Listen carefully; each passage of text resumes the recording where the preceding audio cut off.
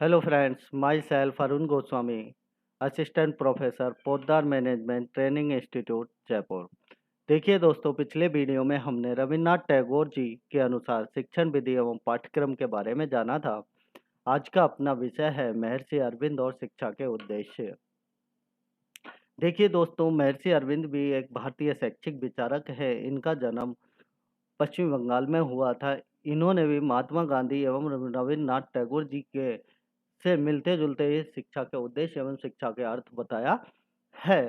देखिए दोस्तों, महर्षि अरविंद जी ने अनेक पुस्तकों की रचनाएँ की, लेकिन इनकी 2 पुस्तकें सबसे महत्वपूर्ण हैं, जिनमें शिक्षा के बारे में विस्तार पूर्वक बताया गया है कि हमारी शिक्षा योजना के क्या उद्देश्य होने चाहिए, क्या अर्थ होना चाहिए, हमारी शिक्षा योजना का क्या पाठ्यक्रम होना चाहिए। महर्षि अरविंद जी ने अनेक प्रकार के लेख लिखे हैं। उनके द्वारा उनके शैक्षिक विचारों का पता लगाया जाता है। उन्होंने शिक्षा से संबंधित 2 पुस्तकें लिखी हैं। इन दोनों पुस्तकों में शिक्षा संबंधी विचारों को बहुत विस्तार से बताया गया है। First on education, second national system of education. देखिए दोस्तों, महर्षि अरविंद जी की ये 2 किताबें शिक्षा पर लिखी गई हैं और दोनों ही बहुत महत्वपूर्ण पुस्तकें एवं चर्चित पुस्तकें हैं। इन दोनों में हमारी शिक्षा पद्धति के बारे में पूरा वर्णन किया गया है। दोनों पुस्तकों द्वारा महर्षि अरविंद के शैक्षिक विचारों को हमारे सम्मुख रखा है। उन्होंने मानव अंतःकरण के 4 स्तर माने हैं: मानव, मन, बुद्धि एवं ज्ञान। इसलिए इन चारों स्तरों का विकास शिक्षा द्वारा होना चाहिए। मानवीय आंतरिक शक्तियों का विकास शिक्षा द्वारा हो सकता है। उन्होंने आध्यात्मिक शिक्षा एवं बौद्धिक शिक्षा दोनों पर बल दिया। उनके अनुसार शिक्षा मानव का मस्तिष्क और आत्मा की शक्तियों का निर्माण करती है। उनमें ज्ञान, चरित्र एवं संस्कृति की जागृति करती है। देखिए दोस्तों, इन दोनों पुस्तकों में महर्षि अरविंद के शैक्षिक विचारों को हमारे सम्मुख रखा गया है।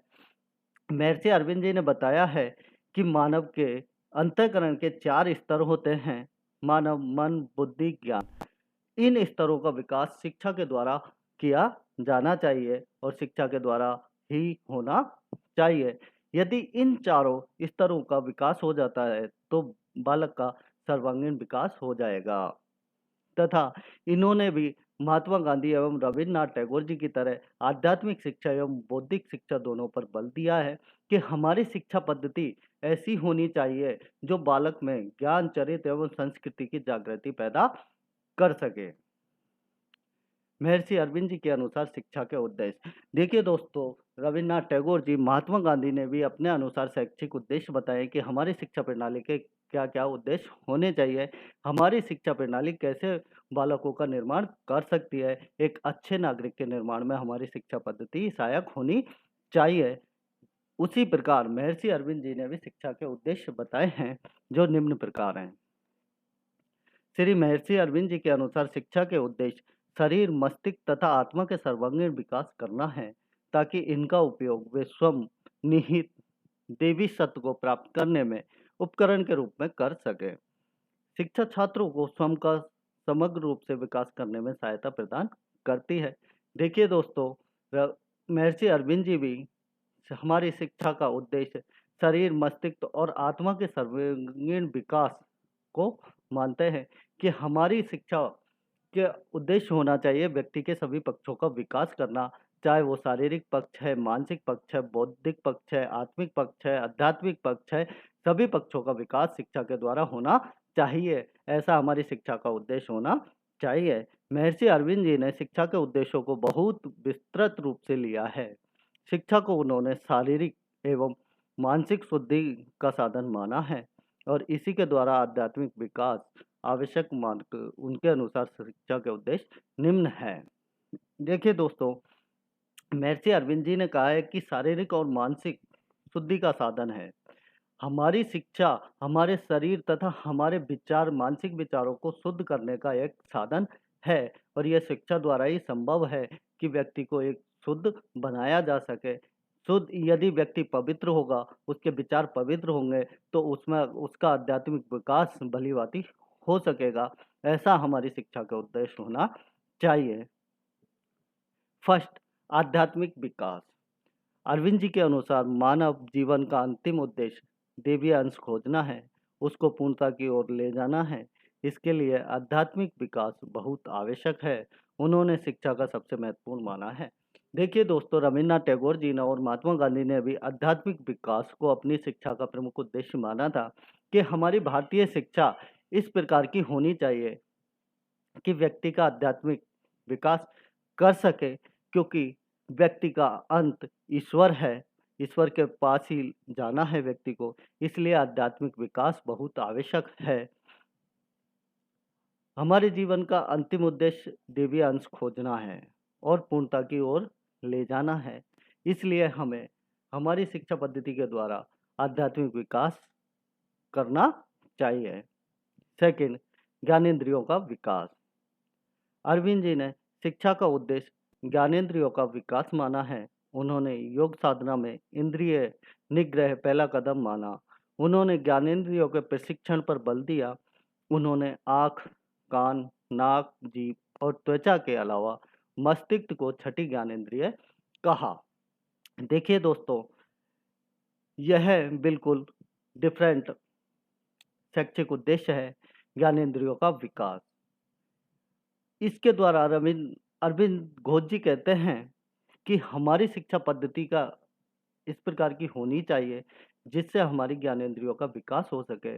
आँख, नाक, कान, जीभ, त्वचा, और उन्होंने हमारे मस्तिष्क को छठी ज्ञानेंद्रियों की संज्ञा दी है कि मस्तिष्क हमारा छठी ज्ञानेंद्रिय है। इन 5 ज्ञानेंद्रियों के अलावा मस्तिष्क को सबसे सर्वोत्तम ज्ञानेंद्रिय माना है। इनका यदि बच्चे में विकास होगा तो बच्चे का सर्वांगीण विकास अपने आप हो जाएगा। थर्ड, शारीरिक विकास। महर्षि अरविंद शरीर के द्वारा ही आध्यात्मिक जीवन की प्राप्ति मानते हैं और इसलिए उन्होंने शारीरिक शुद्धि पर विशेष बल दिया। शरीर में यदि कहीं अशुद्धि होगी तो उसके द्वारा योग साधना नहीं की जा सकती। शरीर की शुद्धि के लिए शिक्षण को मानव के शारीरिक विकास पर बल देना चाहिए। देखिए दोस्तों, महर्षि अरविंद जी ने भी महात्मा गांधी एवं रविन्द्रनाथ टैगोर जी की तरह शारीरिक विकास को शिक्षा का प्रमुख उद्देश्य माना है। उन्होंने कहा कि शिक्षा प्राप्ति के लिए व्यक्ति के शारीरिक शुद्धि पर ध्यान देना चाहिए। यदि व्यक्ति बालक शुद्ध होगा, उसके विचार शुद्ध होंगे तो योग साधना कर सकता है और योग साधना के द्वारा उसका शारीरिक विकास होगा। जैसे दोस्तों, रविन्द्रनाथ टैगोर जी प्रकृतिवादी विचारक थे। उन्होंने कहा कि बालक को करके सीखना चाहिए, बालक को प्रकृति की गोद में सीखना चाहिए, जिससे बालक का शारीरिक विकास अधिक से अधिक होगा और बच्चे का सर्वांगीण विकास होगा। उसी प्रकार महर्षि अरविंद जी भी शारीरिक विकास को अपनी शिक्षा का प्रमुख उद्देश्य मानते हैं। नेक्स्ट, मानसिक विकास। मानसिक शक्तियों का विकास करना भी उन्होंने शिक्षा का उद्देश्य माना। इसमें मानव की कल्पना, स्मृति, चिंतन, नियंत्रण, निर्णय आदि शक्तियों का विकास करना माना है। इन शक्तियों के बिना मनुष्य ज्ञानेंद्रियों को नियंत्रण में नहीं रख सकता और न ही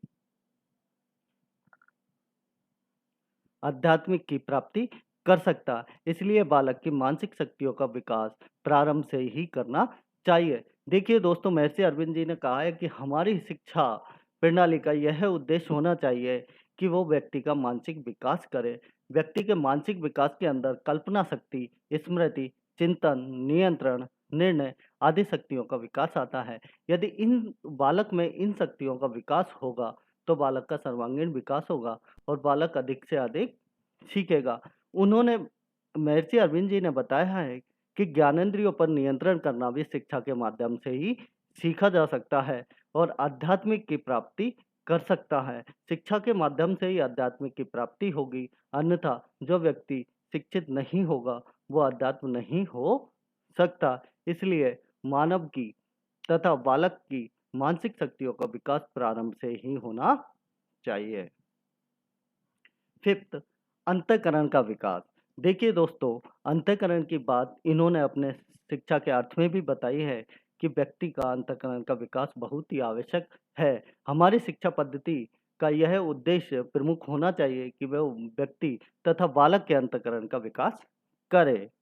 अरविंद जी के अनुसार शिक्षा का उद्देश्य अंतरण का विकास व अंतःकरण का विकास होना चाहिए। इस अंतःकरण के विकास के 4 स्तर माने हैं अरविंद जी ने, चित्त, मानव, बुद्धि और ज्ञान।